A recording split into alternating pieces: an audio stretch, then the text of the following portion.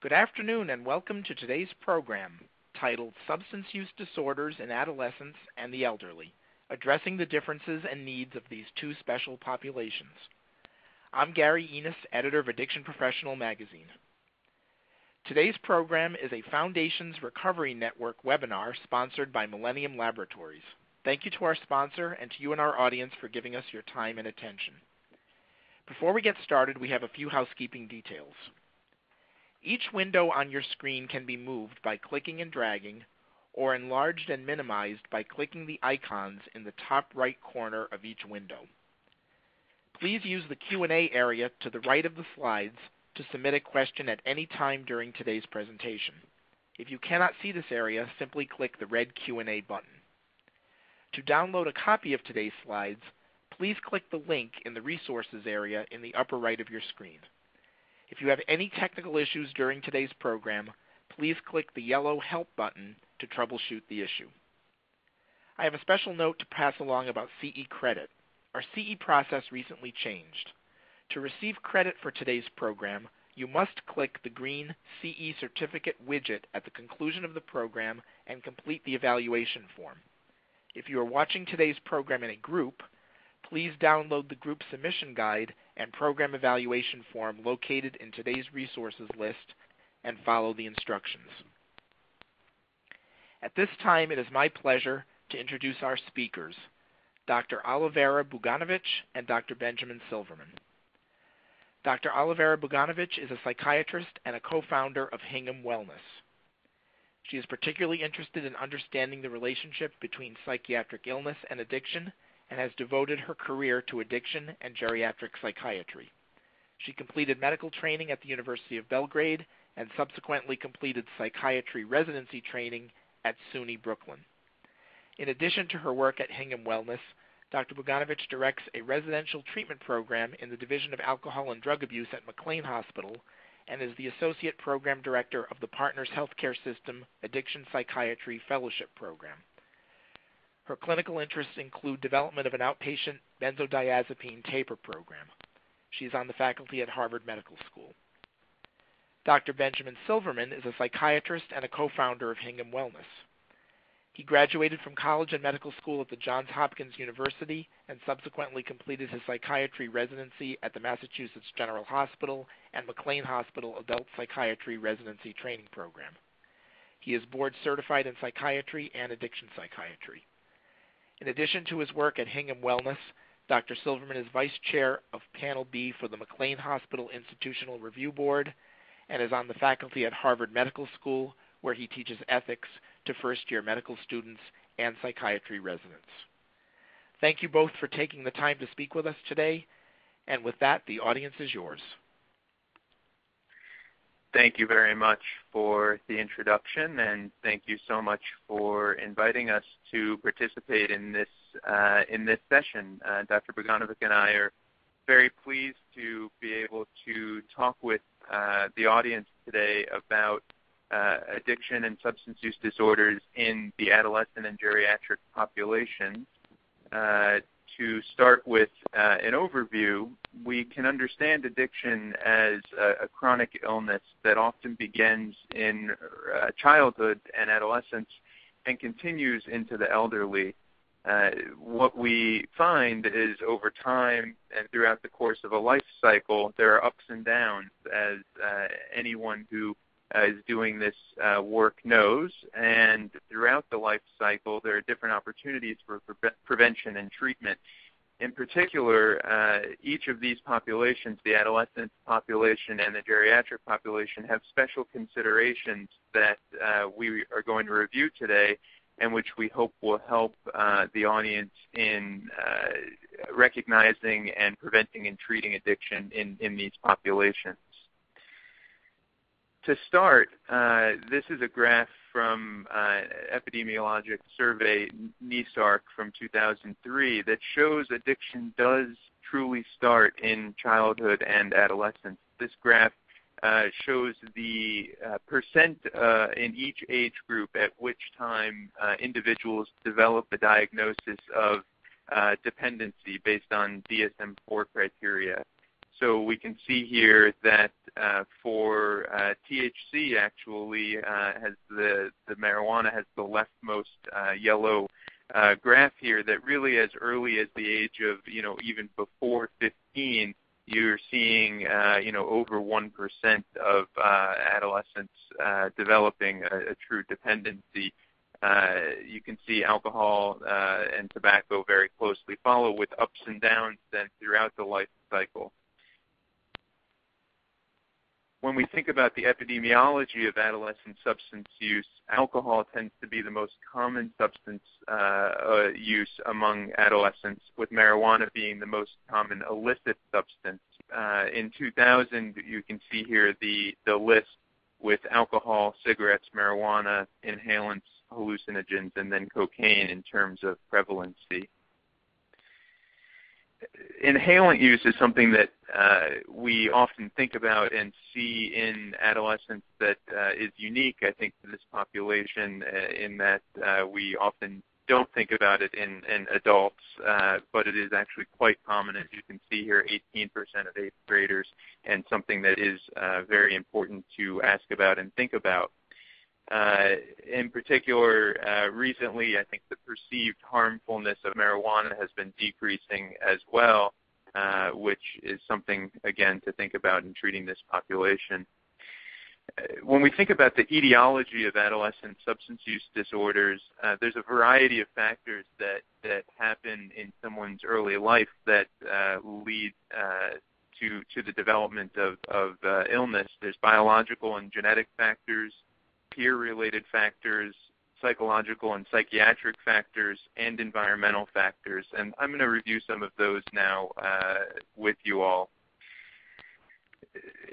Part of the reason that adolescents are particularly susceptible to addiction has to do with brain development, and that actually the adolescent brain is different from the adult brain. In particular, the slides here are meant to show that there are areas in the adolescent brain that are not yet fully developed. So in particular, if we look at the picture on the left of this slide, we can see that there are areas of brain volume, particularly the purple areas, the frontal lobes, where the adolescent brain is essentially smaller than that in young adults. And so what that means clinically, and what we understand, is that the adolescent brain, when we're talking about 15, 16, up through really the mid-20s, is not yet fully developed. And the frontal lobes are those that help us with inhibiting our behavior and making decisions. And so this is part of the reason, perhaps biologically, why adolescents may be more predisposed to making decisions such as initiating substance use and or being susceptible to ongoing substance use. One of the interesting things that then also happens is how the substance use itself impacts the brain development of adolescents. So this is a study from 2003 that studied twin pairs who had differences in their cannabis use before the age of 17. So when we study twins, we often understand them to be essentially identical in their genetic makeup, but also assuming they're not separated, usually similar or identical in the environmental factors to which they're exposed. So we commonly expect twin pairs to show similarities in behavior, such as substance use. And what this study showed, this is kind of the gateway hypothesis about people who use cannabis before the age of 17, that it can lead to a higher incidence or prevalence, perhaps, of other substance use. So here we see that in twin pairs, twins who use cannabis before the age of 17 had a 6 times higher likelihood of sedative hypnotic use, or 5 times higher likelihood of opiate use, and 4 times higher likelihood of cocaine and stimulant use. So to summarize the last 2 slides, essentially from a biologic standpoint, we can understand that there may be something unique about the adolescent brain, that would predispose them to substance use, and then the initiation of substance use itself also then probably predisposes them to ongoing substance use problems. In terms of genetic factors, this is information that many people likely have heard before, but essentially the idea that there is a genetic contribution of sorts to substance use disorders. Twin studies in particular have shown a very high concordance rate for alcoholism in identical twins. And so there are genetic factors that when we see families that have a history, a strong history and a genetic history, family history of addiction, that likely would predispose adolescents to developing substance use disorders. There are peer-related factors that are actually some of the strongest predictors of adolescent substance use. So the single most important factor related to use in adolescence is whether or not an adolescent's friends use drugs or alcohol. There's also a strong correlation between the level of substance use and the number of peers who have used. So the more of one's friends and peers who use substances, the higher and more significant their substance use often is. There are psychological factors that influence the likelihood of an adolescent developing substance use disorders. So personality patterns that are associated with high novelty seeking and low harm avoidance are often at risk for substance use disorders. Low self-esteem has been implicated, and particularly traumatic and stressful life events. So we commonly talk about and hear about individuals who have a history of trauma, particularly childhood sexual abuse, that have a much higher likelihood of developing a substance use disorder as an adolescent and then subsequently as an adult as well.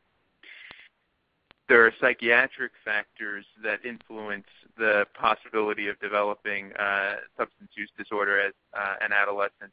In particular, when we look at depression, depression during adolescence is closely linked with both suicidal thoughts and behaviors as well as the presence of substance use. We can often see this in a temporal way, and there may be a self-medication phenomenon where essentially adolescents, much like adults and others later in life, will use alcohol as a way of attempting to self-medicate or modulate their depressive symptoms. In terms of other psychiatric factors, anxiety disorders often also tend to predate substance use in adolescents.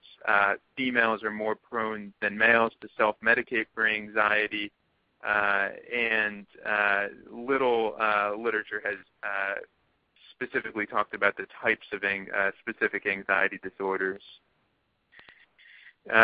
Two that may be particularly related may be social anxiety disorder as well as post-traumatic stress disorder. So again, underscoring the combination risk here of history of trauma or abuse, as well as the subsequent development of symptoms related to that in a PTSD fashion can significantly predispose individuals to substance use disorders. In terms of other psychiatric factors, the story behind attention deficit disorders is a very interesting one. We often very commonly hear about individuals with ADHD and attention disorders being at risk for developing substance use disorders, including during adolescence.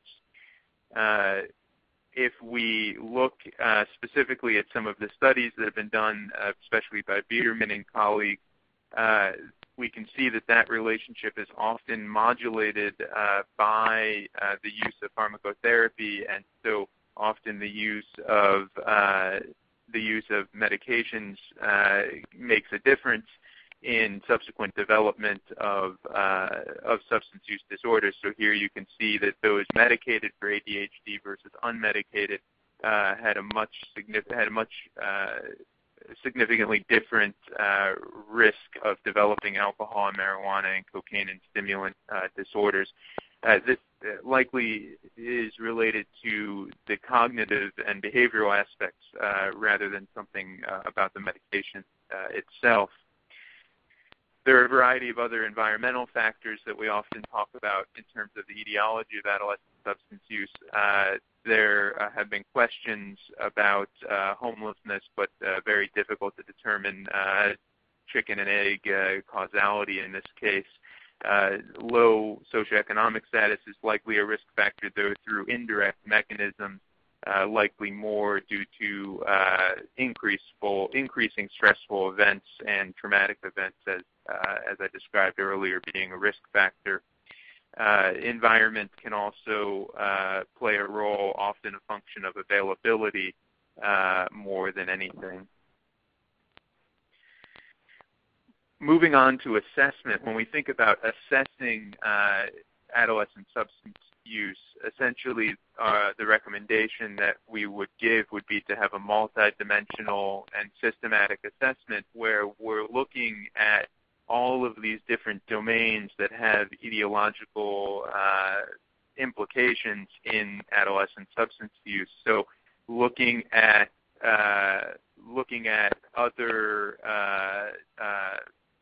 other peer relationships, as I mentioned, looking at family functioning, education and medical status, legal involvement, other psychological and psychiatric issues, history of trauma and abuse, and use of free time in terms of other behaviors, other kind of positive or life behaviors that might be taking the place of substance use.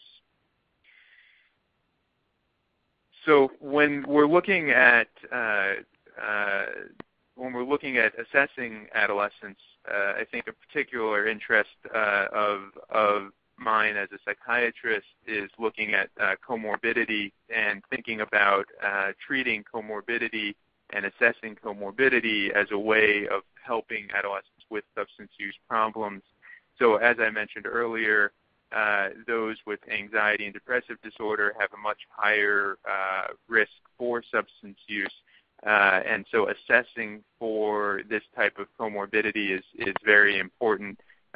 Also in connection to safety issues, as you can see here, individuals with onset of substance use disorders during adolescence are more likely to be depressed and 4 times more likely to attempt suicide.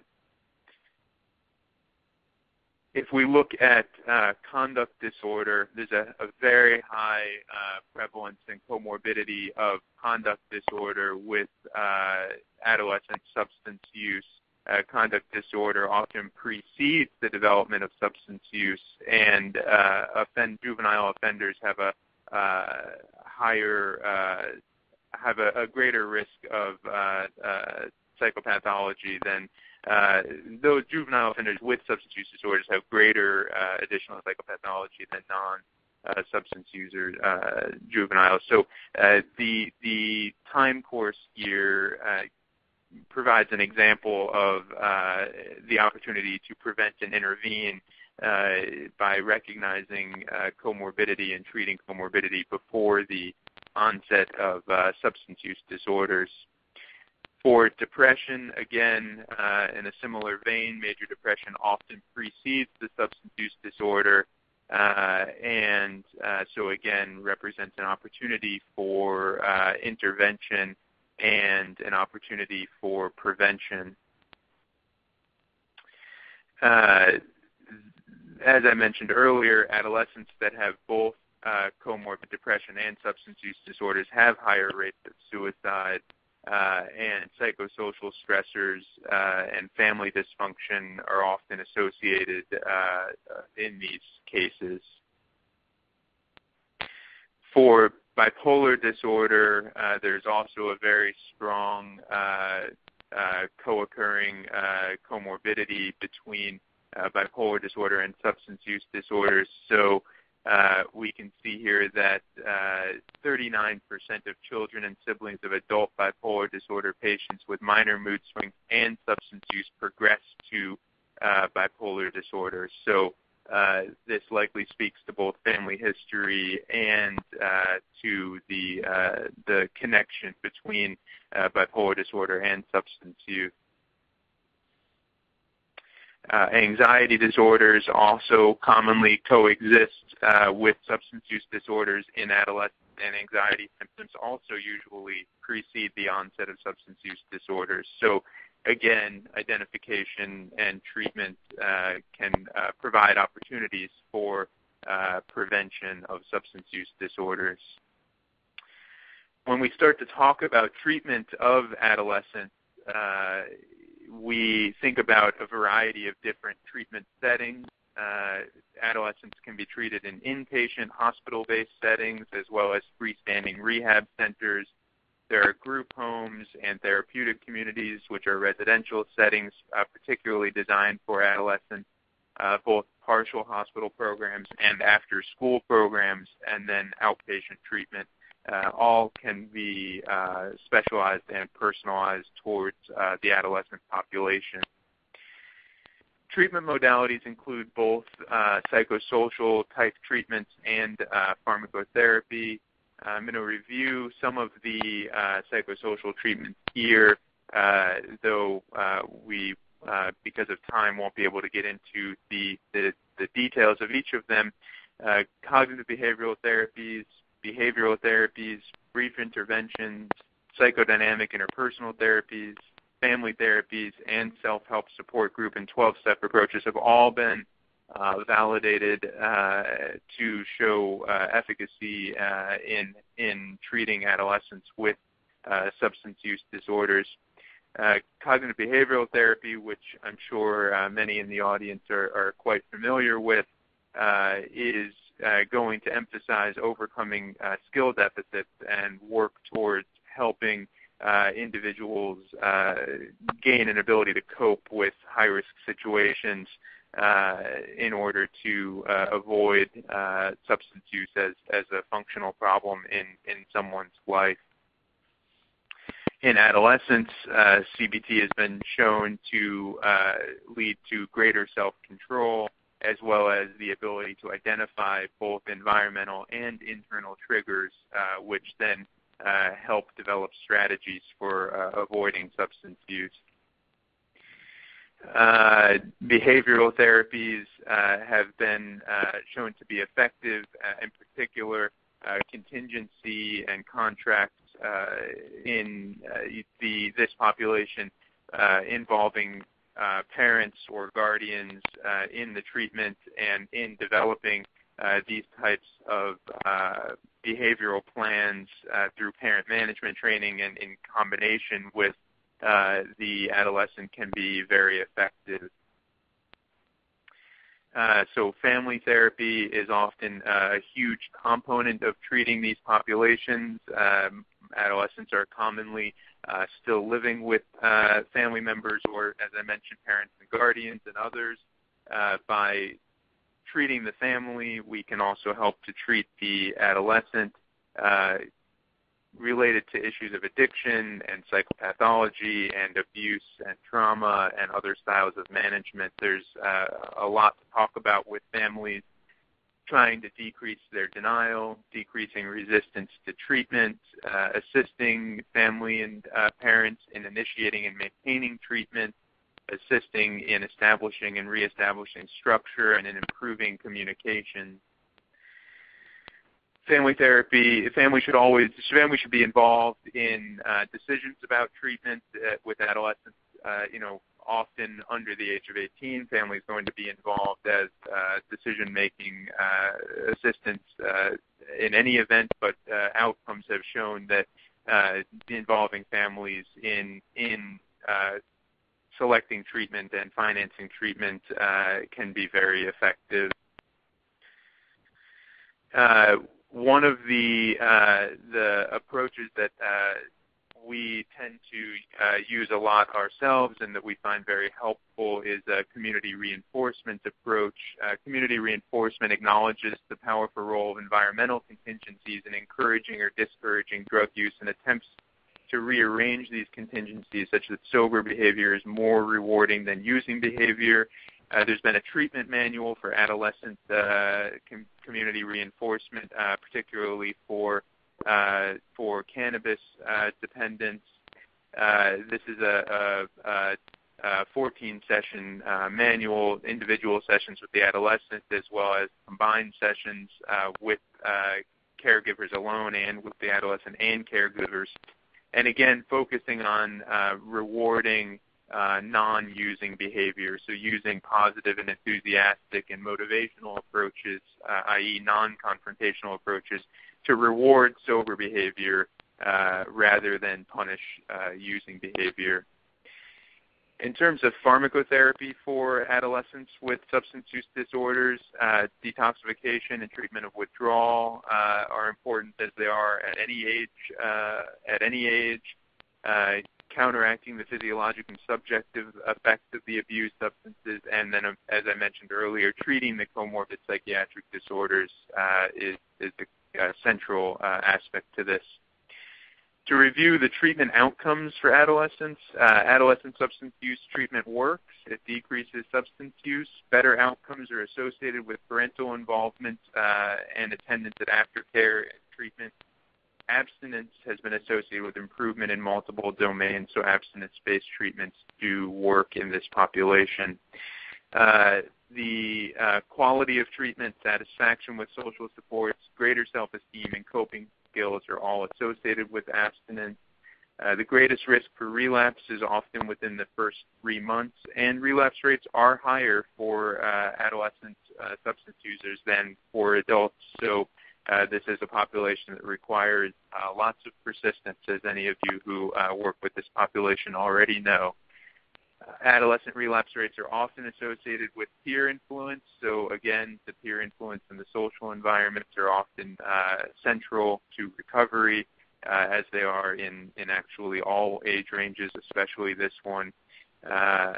And adolescent relapse rates are often associated with less involvement in pro-social activities. So again, finding ways of rewarding sober behavior in adolescents' free time is central to their ability to recover.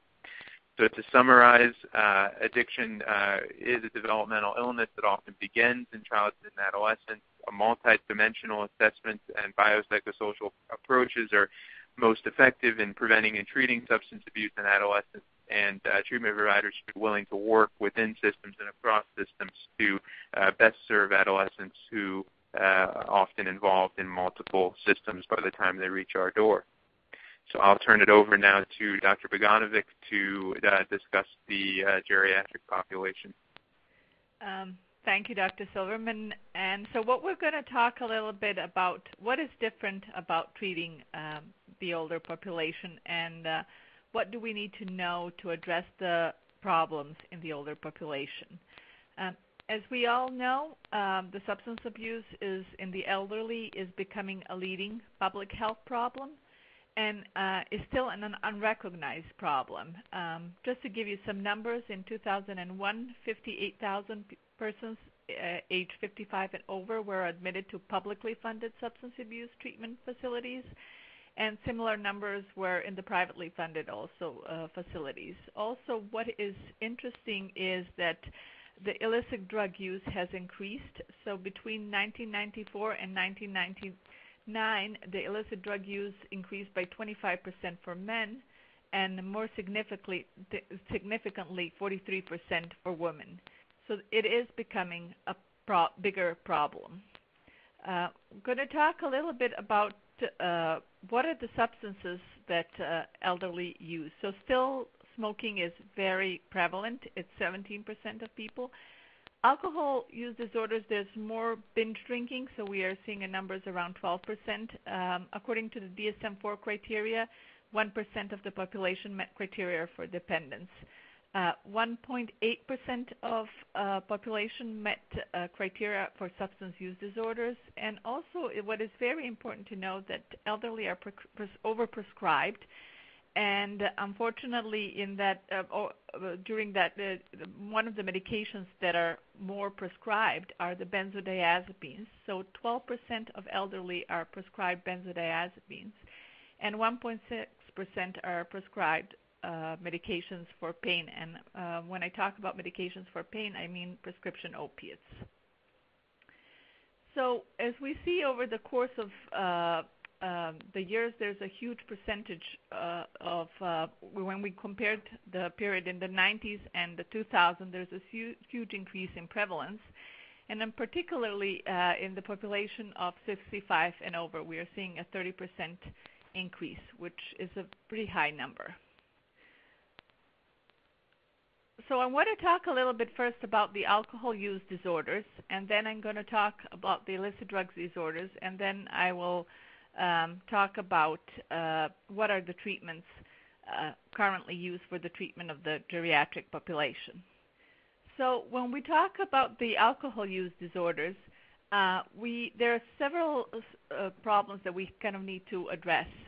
There's, of course, some of the elderly meet the criteria for dependence, but most of the patients meet criteria for at-risk drinking and problem drinking.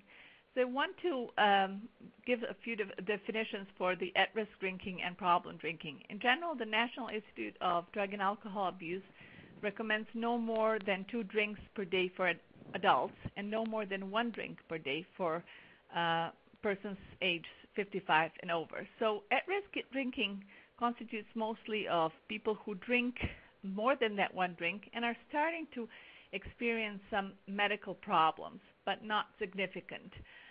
Problem drinking is when those medical problems are more significant and also psychiatric problems are more pronounced. I'm going to talk a little bit about what are the differences in the presentation of alcohol use disorders in the elderly, what are the complications and the consequences that are associated with that. So just to kind of give a few numbers about the prevalence of these disorders. So the prevalence of risky drinking ranges, depending on the studies, from 3 to 25%. The rates for problem drinking range from 2.2 to 9.6%. And as I said, the numbers for alcohol dependence are rather low, but still significant and have been increasing. So they're 2 to 3% for men and less than 1% for women. So who are the people who have alcohol use disorders? Some of those patients experience problems earlier in their life, and they constitute the 2/3 of the older population. It's of note that these patients have more severe psychiatric comorbidities, and they have more severe medical complications that are secondary to the heavy use of alcohol. The late onset drinkers are those are the patients that drinking has been often triggered by a stressful life event, and it's often the loss of a spouse. They're milder cases with fewer medical problems, and they're more amenable to treatment, and therefore the results are more significant with the treatment. So I'm going to talk a little bit about the risk factors that are associated with the alcohol use disorders, and I'll just go briefly through them. They are physiological. There's some gender issues. Genetics is much more significant in the younger population, but still there is a family history that is a risk factor. Prior history of alcohol use disorders, psychiatric disorders, chronic medical illnesses, social factors, and as I mentioned before, elderly are prescribed a lot of medications, and there are some medications that actually adversely interact with the alcohol. So just to talk a little bit about what happens why are elderly more susceptible to alcohol use disorders and why they can drink less. Basically, there's an increased blood alcohol concentration because there's a decreased lean body mass, the total body water is decreased, and also the enzyme that is involved in the degradation of alcohol is decreased. So basically, even though they drink less, they appear more intoxicated. Now I'm going to talk a little bit about the gender. Older women drink less often and less heavily. However, still, older men are more at risk of developing alcohol-related problems. What is also very interesting that women often start drinking later on in life, and this is the group that starts often drinking after a loss of a spouse, and the social isolation contributes to that. Psychiatric comorbidity is a huge risk factor. 25% of elderly have comorbid depression, and mood disorders precipitate alcohol use disorders, particularly in women. Of note is also that cognitive and anxiety disorders are prevalent in that population, and a lot of the suicides have actually been associated with the presence of alcohol. Whether they were using the alcohol as a disinhibiting factor to help them complete, or it was done in the moment when they were intoxicated, but most of the suicides in the elderly have been associated with the presence of alcohol. Social factors play a very important role in the initiation of alcohol use disorders. As I mentioned, it's a huge transition in life. People do experience losses.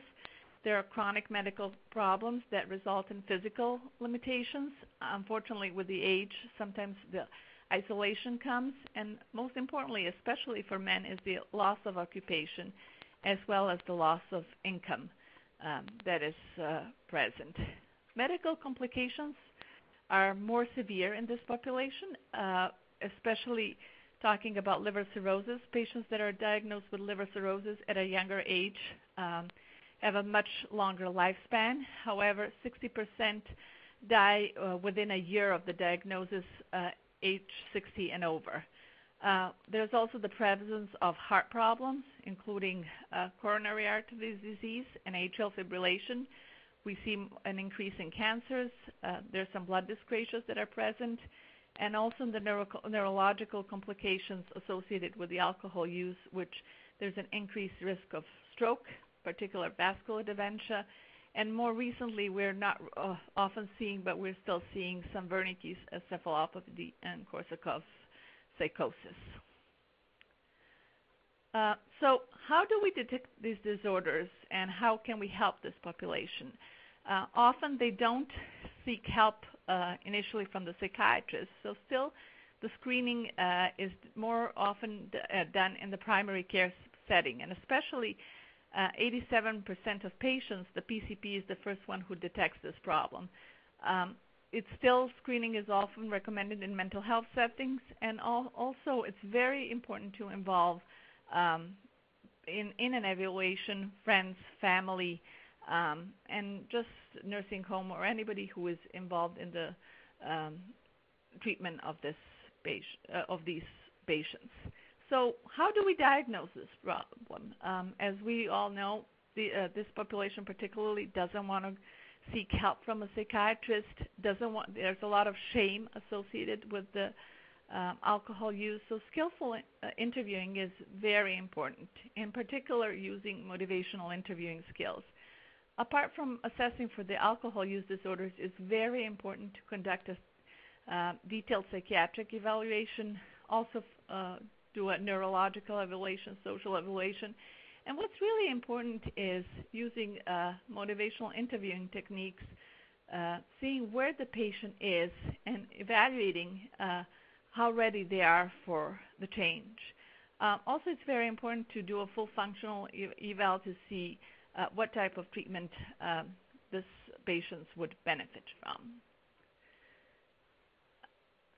So some of the screening methods and instruments that are very frequently used during the interview, there are simple questions that we can get some information about the alcohol use. How many days do you drink? What is the number of drinks that you consume? And what is the maximum number of drinks on any given occasion? There are still some instruments that are used among the physicians or other health care professionals who do the screening. It's the CAGE, the audit, and also there's a short version of a scale that is developed particularly to assess the use of alcohol use disorders in the geriatric population. And that particular question kind of addresses in more detailed questions, and they're more sensitive to the use of alcohol in the elderly. And really gives a good idea if there is any alcohol use disorder, if there's at-risk drinking present, is there any problem drinking as well. So it's called the Michigan version of the geriatric scale, and I would really recommend using it to assess the alcohol use disorders in this population. So talked a little bit about the alcohol. Want to talk a little bit about the use of illicit drugs in this population. So basically, more recently, as I mentioned, there are larger numbers of illicit drug users. The prevalence is still low, but the longitudinal data from the National Survey on Drug Abuse suggests increasing trends. And there are much larger numbers of cannabis abusers, prescription opiates, and also benzodiazepines are abused in this population. As I mentioned, elderly patients constitute somewhere between 13 to 15% of the population, but they account for 30% of prescriptions. And mainly the prescriptions are for benzodiazepines and prescription opiates. It's also important to note that 1/4 of patients in intermediate care facilities and in nursing home facilities are still on benzodiazepines. What is also important to note that elderly continue to use benzodiazepines for longer periods of time, and this just happens because they get prescribed during a hospitalization and the prescriptions get carried on. 15% of patients with alcohol use disorders are also dependent on benzodiazepines, and this is a pretty big number for the elderly population. So what are the effective treatment strategies in this population, and how can we actually help them? Because, there's always a question, if somebody is 70, 80, what will they benefit from treatment, and how can treatment help them? So there's some bad and good news. One of the still bad news is that patients rarely seek help. There's a huge rates of early dropout from treatment, and their rates from early dropout from treatment range somewhere between 44 to 75%. But the good news is that the compliance is higher in this population. And what is very interesting is that age-specific programming appears to have an impact and has been helpful in this population. So what is important about the treatment of substance use disorders? It's important to identify them. It's important to then intervene and to choose the right intervention for this population. Detoxification is very important, and it's also important to talk and refer patients for further treatment, including their rehabilitation. So, as I mentioned before, the prevention is very important, and especially the early intervention. Studies are showing that both the prevention and early intervention carry really great successes. And most of those interventions are done in a primary care office, and they consist of brief advice and brief interventions, which are more time limited, 20 minutes, 1 to 3 brief sessions. And at that point, the treater can define what treatment is further needed and refer the patients if higher levels of care are needed for this population. So what is really very important, and especially in this population, is to match it to the severity of the substance use disorder. And it's also important to know that it's very important to refer people who need more formal treatment for substance use disorder. Given that there's also medical conditions that are associated, it's very important also to assess for the need of detoxification, and if there is a need for detoxification, to refer to a hospital setting. And most of the treatment needs to be tailored to the motivational stage where the patient is and to meet the patient where they are. So as Dr. Silverman mentioned, confrontational approaches do not work in the younger population. They really don't work in the elderly population as well. And it's very important to use a lot of empathy and be very straightforward. It's very important to find out what is particularly important to them, because finding out what is important to them can significantly motivate them. And it's very also important to involve family members or any other social support that we can use during this time period to involve patients in treatment. So there's some differences in the presentation of withdrawal symptoms in the elderly compared to the younger population. They present more with confusion rather than tremor that is more present in the younger population. The duration of withdrawal symptoms are prolonged, and it's very important to identify early on if there are signs and symptoms of delirium tremens and treat it, as well as replace the electrolytes. And what is the most important thing is to use more short-acting benzodiazepines such as lorazepam or Ativan, oxazepam, or Xerox, because if you use the longer-acting benzodiazepines, they can cause confusion. There's some CBO scales that can be used to guide to medicate the geriatric population, and they are very helpful, especially for the nurses on the medical floors. So once we detoxify the patient, it's very important then to talk about the next steps in the treatment and what are the goals. The goal is still abstinence, but if sometimes they do not agree to the abstinence, it's also important to reduce the amount of substances used. It's very important to treat both the medical and the psychiatric comorbidities, and it's important to kind of have a psychosocial approach, which then decreases the risk of relapse. AA meetings are part of the treatment, and as well as especially AA meetings that are more geared toward the older population and near the senior centers are patients greatly benefit from that type of treatment. So what are some of the treatment strategies we use? One that is very easy to use if there's a medical complication, to talk about medical problems and how it affects. Sometimes crisis management may be necessary. And it's also very important to use age-specific psychosocial approaches, and the use of psychotherapy, medication management, and self-help groups are some of the treatment strategies that we often use for this population. So psychotherapy, any form of psychotherapy is helpful, including supportive psychotherapy, cognitive behavioral therapy, and motivational interviewing as well.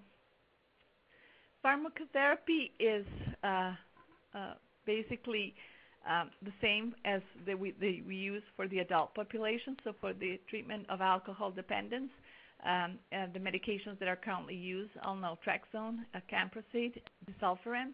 I would kind of advise caution with the use of antabuse for the treatment of opiate dependence, buprenorphine and Suboxone or methadone maintenance, and then for the nicotine dependence, some nicotine replacement therapies, including the patch, the gum, and then as well as bupropion and varenicline or Chantix.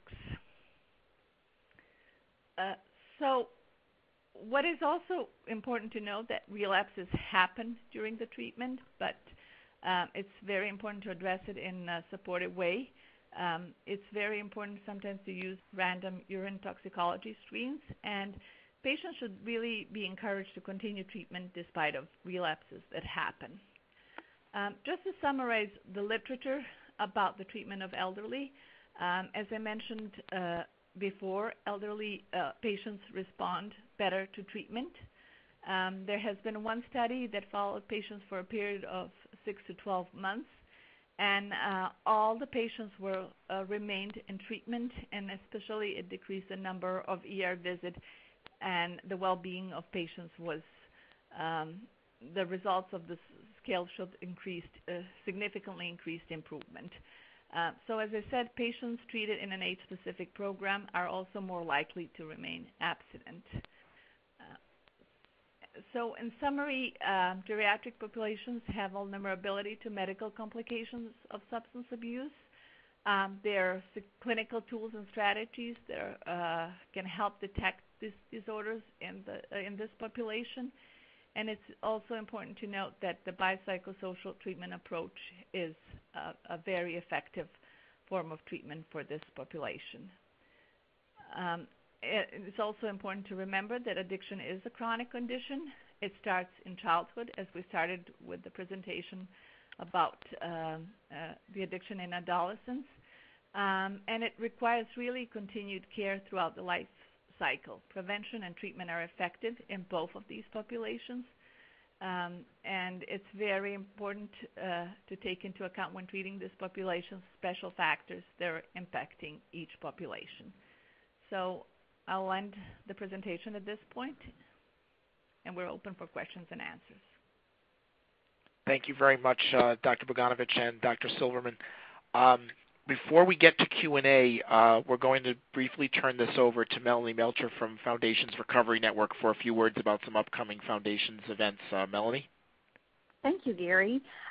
Here at Foundations Recovery Network, our grassroots movement called Heroes in Recovery has a simple mission: to eliminate the social stigma that keeps addicted individuals from seeking help, to share stories of recovery for the purpose of encouragement and inspiration, and to create an engaged, sober community that empowers people to get involved, give back, and live healthy, active lifestyles. Join us in this mission at our 6K race series at these locations across the country. As a thank you for your attendance today, please enjoy the discount code Webinar 2014 listed on the slide to register for any future 6K events. Thank you, Melanie, very much. We're going to go to our Q&A, and want to just remind people that even though we've had a number of questions that have already come in, you can still use the Q&A widget below the slides on your screen to submit a question at any time.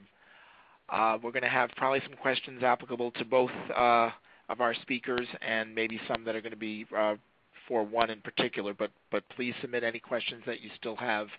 We will try to get to as many as we can before the top of the hour. Wanted to start with a question for Dr. Silverman. This came in during our presentation. Dr. Silverman wanted to see if you could provide your best guidance on best screening or assessment tools for the adolescent population, and also screening and questionnaires for parents for the initial interview. Thoughts on that?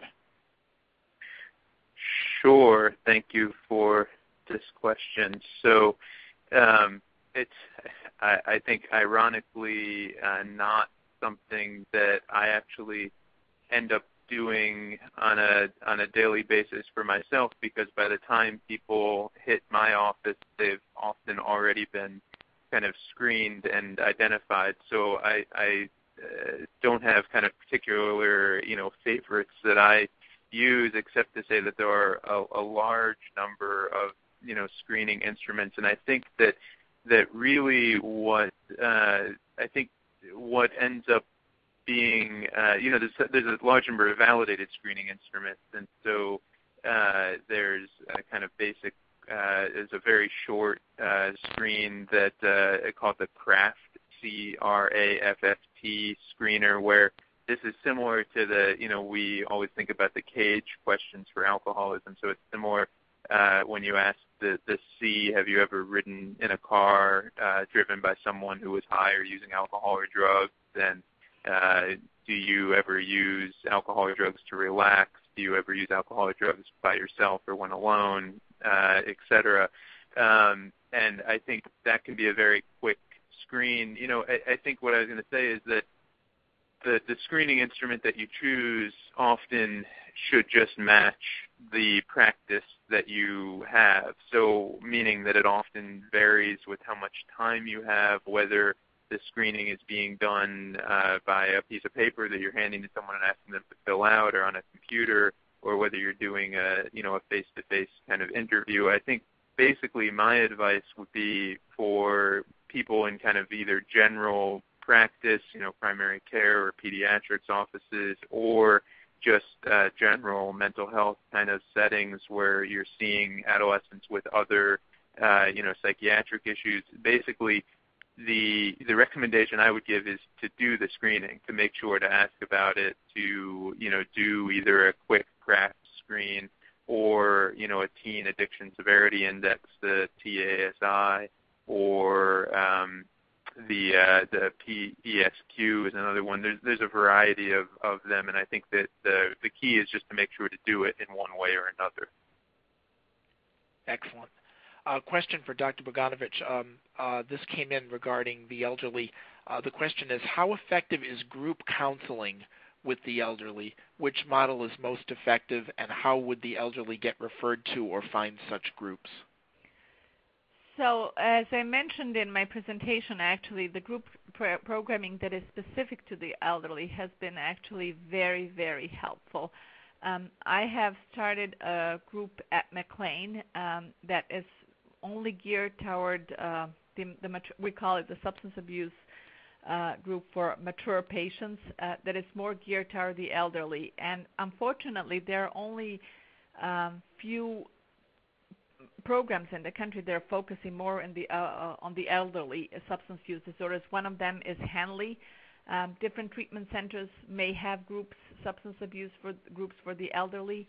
And as I said, I have just started one, and it has been going on for a year. And it has been a very good experience for the patient. Initially, it was designed as a 12-week group therapy, but they have decided to stay beyond that because they really find that the peer support that they get in the group, and especially that the group addresses the problems that are more pertinent to the elderly population, has been a significant tool for them and has been really helpful for them in maintaining abstinence.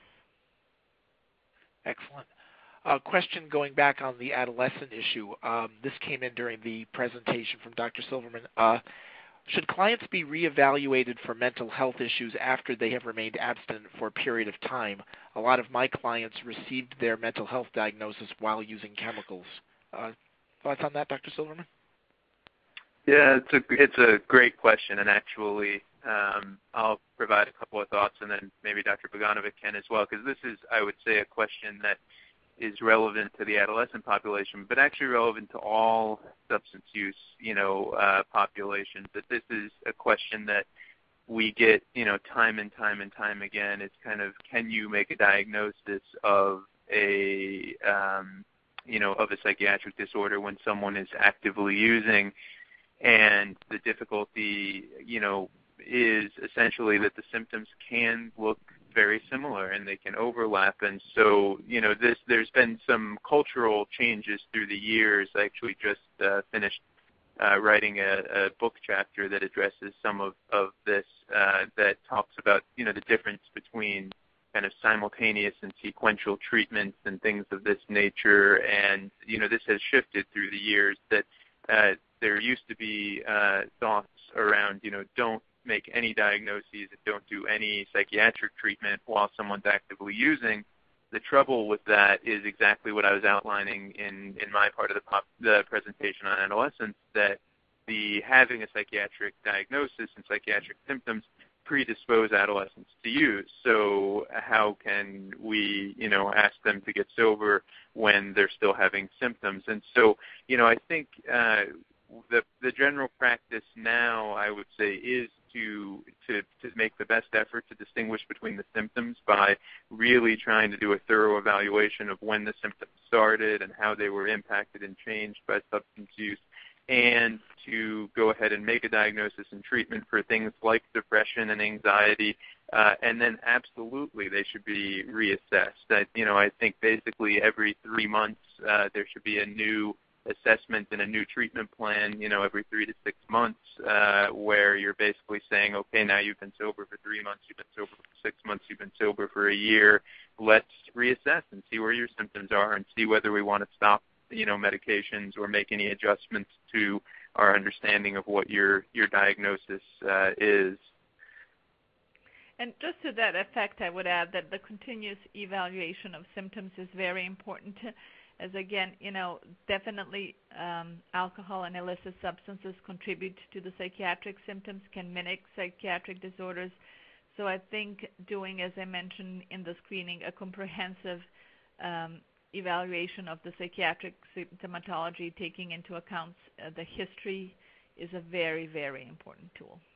So not necessarily immediately treating it, but very carefully assessing it throughout the whole time. And we do have time for one more question for Dr. Bogdanovich, and just any quick thoughts you might have on this. Some communities have limited aftercare available, example, AA meetings. What is the older client to do in a situation like this? AA meetings generally might be filled with predominantly young people, and that can be difficult for the older patient to accommodate to. Any thoughts? And this is very true. You know, often when the elderly patients come to a substance use treatment, they really become a little bit overwhelmed and taken back when they see the young kids. And it's very difficult for them to engage in treatment. But I think there's a huge role of the therapist that is involved in the treatment, is helping them understand what are the main reasons and why AA is important, not focusing who is attending it, but just taking messages that they can apply for themselves is a very important tool.